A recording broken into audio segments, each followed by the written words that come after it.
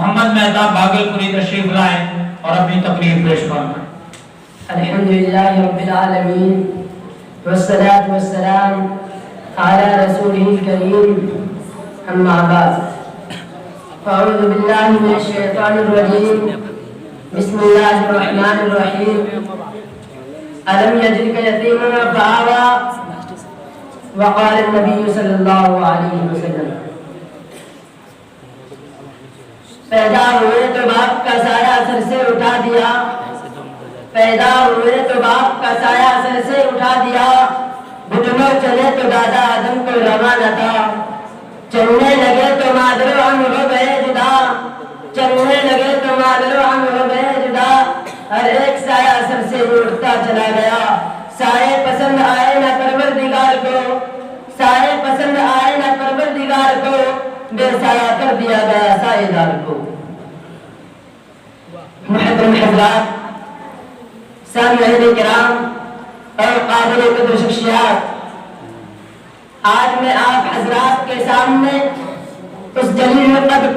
عظیم المرتبت اور رفیع الشان ہستی کے تذکرے کی سعادت حاصل کر رہا ہوں، جن کی حیات و زندگی کا ایک ایک لمحہ سورج کی طرح صاف و شفاف تھا، جن کی اگر ایک طرف جوانی کی زندگی رفعت و اطلاف زندگی، جن کی اگر ایک طرف جوانی کی زندگی رفعت و پاک بازی اور عدل و انصاف سے لبریز تھی، تو دوسری طرف ان کے ایام طفولیت اور بچپن کی زندگی بھی پھولوں کی طرح بیدار و حسین و دلکش تھی، جو یتیم بن کر دنیا میں تشریف لائے لیکن سارے یتیموں کے امام بن گئے، جن کے ولادت سے قبل ہی باپ کا سایہ سر سے اٹھا دیا گیا تھا، اور جب گھٹنوں چلے تو ماں کی ممتا اور ان کی میٹھی میٹھی آواز سے بھی محروم کر دیے گئے، جنہوں نے ایسے سنسان ماحول میں جینے کا طریقہ سیکھا تھا جو انتہائی بھیانک پرخطر اور خوفناک تھا۔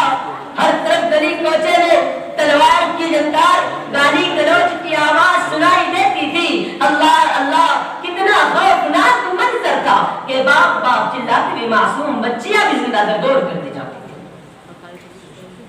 ایک خدا کو چھوڑ کر سینکڑوں ہزاروں دیوی دیوتاؤں کی پرستش کی جاتی تھی،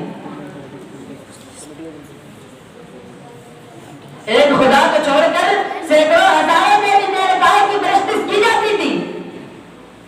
وہاں کا ایک ایک بچہ تہذیب و تمدن سے نابلند تھا، شراب نوشی، دروغی بے حیائی کا ہوشناک تھا۔ سورج طلوع ہوتے ہی مکہ کی گلیوں میں بچوں کی بھیڑ لگ جاتی، گانا بجانا،